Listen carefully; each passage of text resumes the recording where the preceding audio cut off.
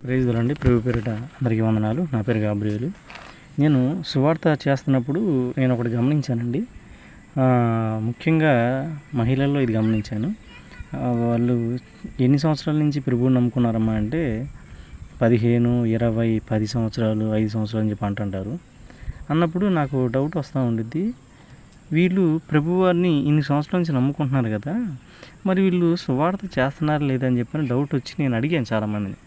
ఏమనంటే, అమ్మ మీరు సువార్త చేస్తారా అన్నాను. చాలామంది ఏమన్నారంటే, సువార్త చేయమయ్యా మేము అని చెప్పి అన్నారు.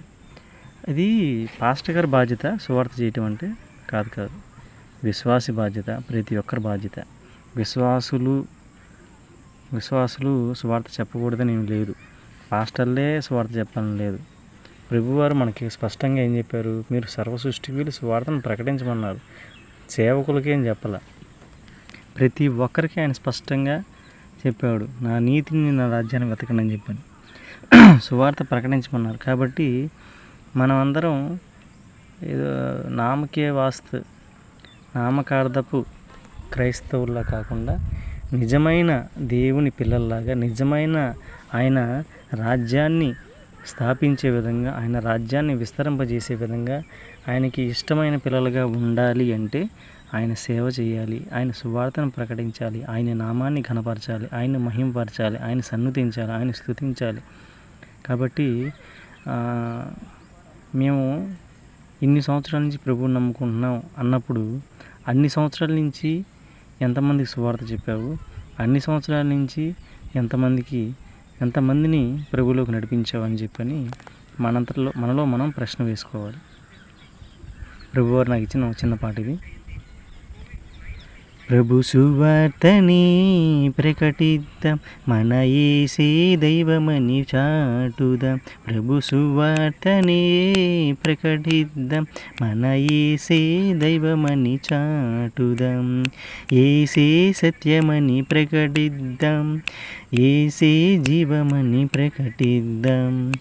యేసే మార్గమని ప్రకటిద్దాం, యేసే సర్వమని ప్రకటిద్దాం. ప్రభు సువార్తనే ప్రకటిద్దాం, మన యేసే దైవమని చాటుదాం. ప్రభు సువార్తనే ప్రకటిద్దాం, మన యేసే దైవమని చాటుదాం.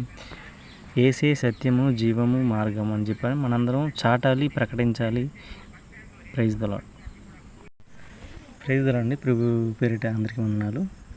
ఈ వీడియో చూస్తున్న వాళ్ళు చాలామంది అన్యులు కూడా ఉంటారు. అన్యులు అంటే ప్రభువుని ఎరగక, ప్రభువారి రక్తంలో కడగబడిన వాళ్ళు.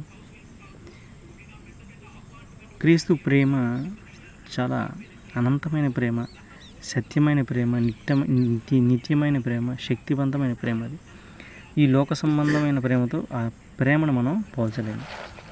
ప్రభువారు నాకు ఇచ్చిన ప్రేమ, క్రీస్తు ప్రేమ గురించి నాకు ఇచ్చిన చిన్న పాట ఇది. క్రీస్తు ప్రేమని రుచి చూసావా, క్రీస్తు రక్తములో కడుగబడ్డావా. క్రీస్తు ప్రేమని రుచి చూసావా, క్రీస్తు రక్తములో కడుగబడ్డావా. కన్నవారి కన్నా మిన్నమైన ప్రేమ, కన్నవారి కన్నా మిన్నమైన ప్రేమ, ఈ లోకములో ఎవ్వరు చూపని అనంతమైన ప్రేమ, ఈ లోకములో ఎవ్వరు చూపని నిత్యమైన ప్రేమ, ఈ లోకములో ఎవ్వరు చూపని శాశ్వతమైన ప్రేమ. క్రీస్తు ప్రేమనే రుచి చూసావా, క్రీస్తు రక్తములో కడుగబడ్డావా. క్రీస్తు ప్రేమనే రుచి చూసావా, క్రీస్తు రక్తములో కడుగబడ్డావా. కర్మశాప పాపాలైనా కడుగవేసేది ఈ రక్తం, కర్మశాప పాపాలైనా కడిగి వేసేది ఈ రక్తం. ఈ రక్తంకు సాటి ఏది లేదన్నారావు నరుడా, ఈ రక్తంకు సాటి ఏది లేదన్నావు నరుడా. క్రీస్తు ప్రేమని రుచి చూసావా, క్రీస్తు రక్తములో కడుగబడ్డావా.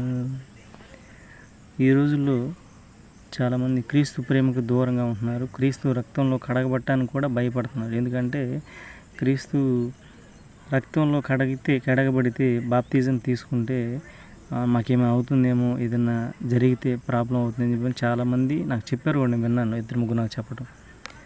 పాపాలు శాపాలు కర్మలన్నీ మోసుకుంటూ బతకడం కన్నా ఆ కర్మలన్నీ శాపాలని పాపాలని ప్రభువారి రక్తంతో కడిగి శుద్ధీకరించుకోవటం, మనల్ని మనం ప్రభువులో ఉండటం చాలా గొప్పది. కాబట్టి అందరూ ప్రభువారిని నమ్మి విశ్వసించి రక్షణ మార్గంలోకి రండి. Praise the lord.